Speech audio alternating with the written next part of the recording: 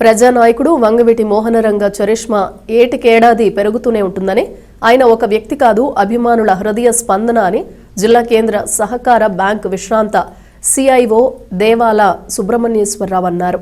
మహానటి సావిత్రి 44వ వర్ధంతి, సమైక్యాంధ్ర సంచలన నేత వంగవీటి మోహనరంగ 37వ వర్ధంతి పురస్కరించుకుని నాజర్పేట వంగవీటి రాధా రంగా అభిమానులు స్థానిక నాజర్పేట కామిశెట్టివారి వీధిలోని రంగా సెంటర్లో తొలుత రంగా సావిత్రి విగ్రహాలకు పుష్పమాలలు వేసి ఘనంగా నివాళులర్పించారు. జిల్లా కేంద్ర సహకార బ్యాంకు సీఈఓ దైవాల సుబ్రహ్మణ్యేశ్వరరావు తన ప్రసంగంలో రంగా ప్రత్యేకతను వెలిబుచ్చారు. మాజీ కౌన్సిలర్ దంతాల ప్రేమ్ కుమార్ మాట్లాడుతూ రంగా ఆశయాలను, ఆదర్శాలను పుణికిపుచ్చుకుని యువత నాయకులుగా ఎదగాలని అన్నారు.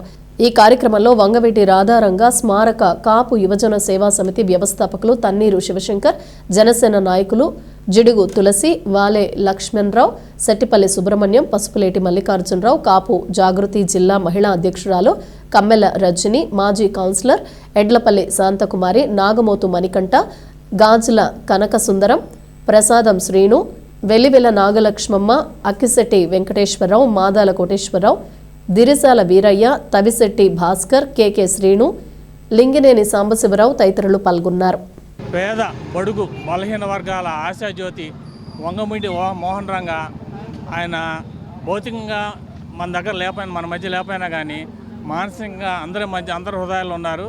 దానికి ఇదే తాత్కారణం. ఈ అంటే సెలబ్రేషన్స్ అని చెప్పకూడదు, కానీ ఆయన్ని ప్రతి సంవత్సరం ఇక్కడ గుర్తు చేసుకుని పేదలకి పాలు, పళ్ళు ఇట్లాంటివన్నీ కూడా ఇచ్చేసుకుంటాం. మంచి కార్యక్రమం జరుపుతున్న రాధారంగ మిత్రమండలి శంకర్కి, ఇక్కడ విచ్చేసిన అశేష రంగ అభిమానులకు అందరికీ మరొకసారి ఈ కార్యక్రమాన్ని తన్నీరు శివశంకర్ గారు, అలాగే తులసి గారు, వీళ్ళందరూ ఈ కార్యక్రమాన్ని జయప్రద చేయవలసిందిగా కోరుకుంటూ, ఈ కార్యక్రమంలో పాల్గొన్న మాదల కోటేశ్వరరావు గారికి, అక్కిశెట్టి వెంకటేశ్వరరావు గారికి ధన్యవాదాలు తెలుపుకుంటూ, ఈ కార్యక్రమం పేదలకి, బడుగు బలహీన వర్గాలకి ఆశాజ్యోతి అయినటువంటి వంగవీటి మోహన్ రంగ గారిని స్మరించుకుంటూ ఈ కార్యక్రమంలో మనందరూ కూడా ఆయన అడుగుజాడల్లో నడవాలని.